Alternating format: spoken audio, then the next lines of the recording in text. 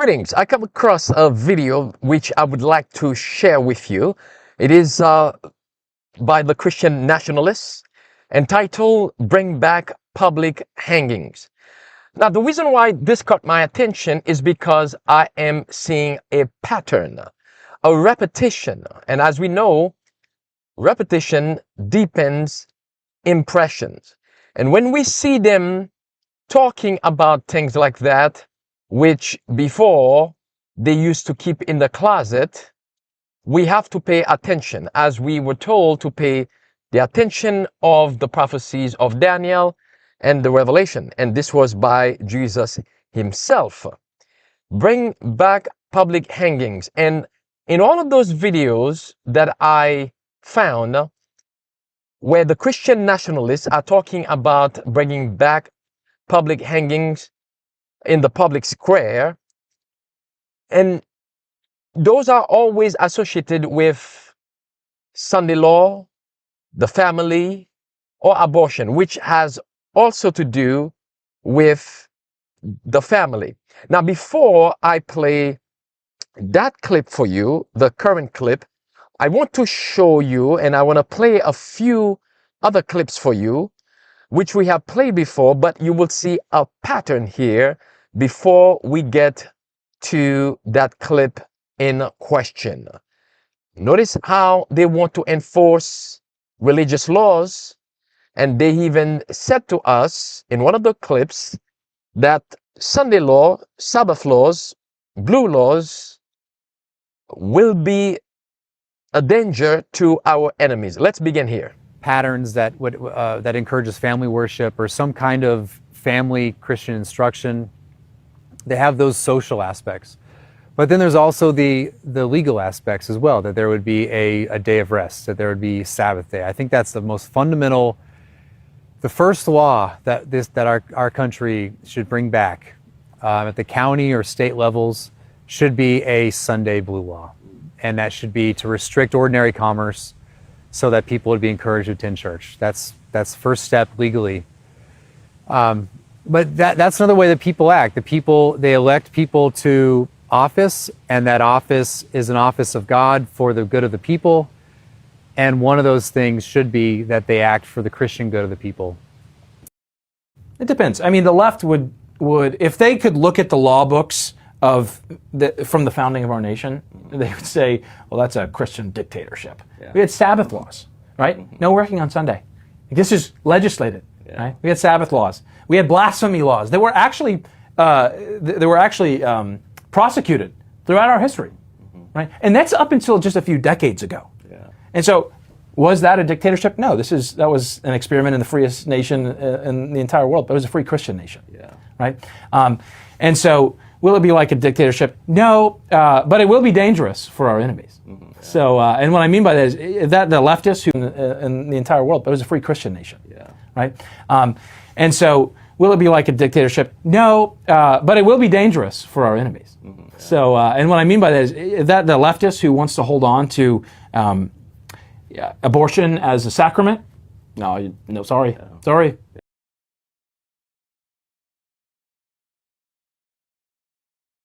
Execution here was in 2019, and it was by firearm. Yeah, that's how you should. By the way, this is my other problem with death penalty. It takes too long, too many appeals. Expensive. It should be public. It should be quick. It should be televised. Well, this can't be right, can it? The last execution in France was guillotine in 1977. 100% true. They used the guillotine until 77. Yeah. That's so cool. There's videotape of it. Honestly, that's like what we should be doing, and I agree. It should be public and televised. Public square. By the way, you could fund the government kids to watch it. You could have brought to you by Coca-Cola, and no, I'm not kidding. By the way, I would totally tune in to see some pedo get their head chopped off.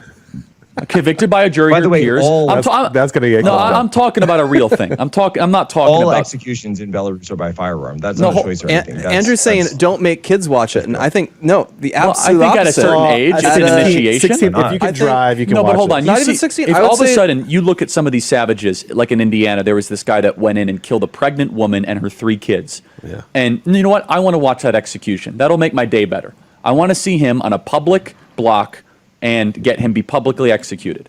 And If it is a murder, a capital crime that happens at a national level with a public national figure, as it did occur in the case of Charlie Kirk, then I believe that that capital punishment, it should be just, fair trial, swift, right? If justice is delayed, Deuteronomy says, then evildoers will spring up. They'll take that as a license to do more evil. Look, somebody got away with murder. So it needs to be proportional justice. It needs to be fair justice. There's a fair trial. It needs to be swift justice, not delayed. And if it's a public national crime, like the case of the assassination of Charlie Kirk, then that justice should be carried out publicly. What do I mean? I'll speak in no uncertain terms.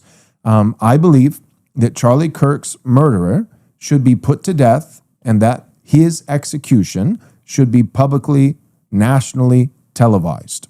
Nobody has to tune in. Nobody has to watch. Parents with children, you don't necessarily need to put your kids in front of the TV and make them open their eyes. But I do think that that execution, that capital punishment for a capital crime with a national level crime, that justice should be carried out nationally and publicly where everyone is able to witness it if they so desire. We all saw him get shot. That's right. Most of us picked up our phone, be it Twitter, be it Instagram. We saw the crime took place. That's we right. were exposed to it. So in the same way, the justice proportionally would literally be, again, in front of everyone. Here's the wickedness he did. You all saw it. That's right. Here's the justice being administered. It's good for the public to see if they so desire. That's up to them, their own volition. But more importantly, arguably, it is good for others who have murderous hearts, who may be thinking of carrying out wicked deeds against conservatives, against Christians. It's good for them to see. You have an army. Like, well, she's holding up with paperwork. That's great. Burn the papers. Go in. Be president. Save the country. You're the guy who tweeted out, "He who saves his country violates no law." Let's see it. Do it. We've got a country to save. No more playing games. No, arrest Tim Walz, bring him to D.C., try him, and hang him. Honor Christ. Save the country. This is what people will spend money on plenty of things that are not virtuous. And so, so I don't want a perfectly free market. I want the state first. I want the state to be Christian, which we currently don't have. But I want the state to be Christian, separation of church and state, that's fine. But separation of Christ and state, no way. There is a God above the state, or else the state is God. And so I would like the true God, the one that actually exists, the triune God, to be the head of the state. And then assuming that, a Christian state, I want that Christian state to be able to govern even economic affairs, and not necessarily in a meticulous way, not in a way that's overbearing, but absolutely, I want the state to be able to come in and say, "Oh, I see you have a business here called OnlyFans. Right. That's shut down. Oh, but the people want it. Oh, yeah, but the people are retarded. That's shut down." So the Christian nationalists, clearly, they want the state to enforce moral laws as long as those laws are in accordance to what they believe they want to enforce. And so if your businesses, as he just said, Joel Webben, is not in accordance with our belief, a Christian belief, you must be shut down. Just like he also said that we Seventh Adventists, our beliefs are not in accordance with the Christian beliefs. We are cults. No, they don't believe that Jesus is the creator. They believe that he is the first created. They believe he's the first created, but not creator. They're non-Trinitarian. No, of course, they can't vote. They're not Christian. Jehovah's Witness, what about them? Nope, they're not Christian. Seventh-day Adventists, nope, they're not Christian.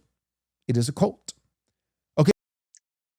Seventh-day Adventists, they are not Christian. It is a cult. So if you read between the line, if you look at what's happening, if we want to be wise, as Jesus said in Matthew 24, verse 15, as the Bible tells us throughout the Old and the New Testament, you should be able to understand what they are telling you. So now let's fast forward to the recent clip that I came across. You are going to hear the same thing. Now, the gentleman you see on the left side of your screen, is currently running for governor for the state in the state of Florida. And he is a conservative Christian nationalist. And he had recently an interview with Pastor Joel Webbin on the right Christian nationalist. And by the way, this video was only part 1. They also have part 2. And look at the headline again down below. It says, "Bring back public hanging." You can find that video on YouTube for yourself. And like we just heard a moment ago from Charlie Kirk and a bunch of other Christian nationalists, how they want to enforce religious laws. And if you're not going to go along with those religious laws, they are calling for public hangings in the public square. That video is also, just like the title says, about the same thing. They are ready, as the Bible tells us in the book of Revelation, to exercise the spirit of the dragon indeed. And that is apostate Protestantism within the United States of America. Listen. And so enough.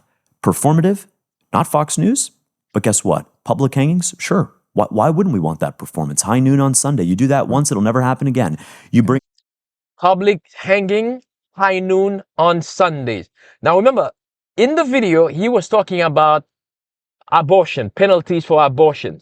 But at the same time, they were connecting the dot with Sunday. Remember, abortion, family, and that is the way they are pushing for the same thing for Sunday law and public hanging on Sunday. And then he's going to say, this would be like a way to demonstrate, to instill fear upon others not to do this again. Let's go back and listen to this one more time. And so enough. Performative, not Fox News, but guess what? Public hangings, sure. Why wouldn't we want that performance? High noon on Sunday. You do that once, it'll never happen again. You bring in one of those chemical abortion CEOs from Texas, and you arraign them, you extradite them, that'll never happen again. Yep, you're right. Yeah, it's the law, biblically speaking, is likened to a tutor. And that's one of the things that we don't realize, that it actually is loving to the general populace. It's loving to hang them in the public square, to make an example out of them. Does that sound like the Dark Ages? Does that sound like what happened to the Waldensians? That's the same thing the Catholics were doing. Now you have the daughters calling for this. As the Bible says in Revelation chapter 13, he started out as a lamb with 2 horns, but then he spake. In a short amount of time, he transitioned. He transformed himself into a dragon. He spake as a dragon. As they said, 7 Adventists are cults, and they want to enforce what they believe. So what's going to happen to 7 Adventists? We see, Spirit of Prophecy says, that seducers are waxing worse and worse.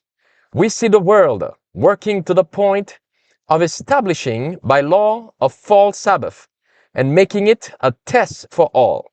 This question will soon be before us. God's Sabbath will be trampled underfoot, and a false Sabbath will be exalted. In a Sunday law, there is possibility for great suffering to those who observe the 7th day. The working out of Satan's plans will bring persecution to the people of God. What will happen? Persecution, suffering, great suffering, she says. But the faithful servants of God need not fear the outcome of the conflict if they will follow the pattern set for them in the life of Christ. If they will be true to the requirements of God, their reward will be eternal life, a life that measures with the life of God. So, brothers and sisters, as it happened to the great master, Jesus Christ, so it will be in these last days. A servant is not greater than his Lord. If they have persecuted me, they will also persecute you. But Jesus says, as the Father loved you, so I have loved you. If you love me, demonstrate your love for me by keeping my commandments unto death. Our time is at hand. Let us get ready because Jesus is coming again. And how do we know this? Because the last act in the drama is being enforced. We are nearing home. May God help us.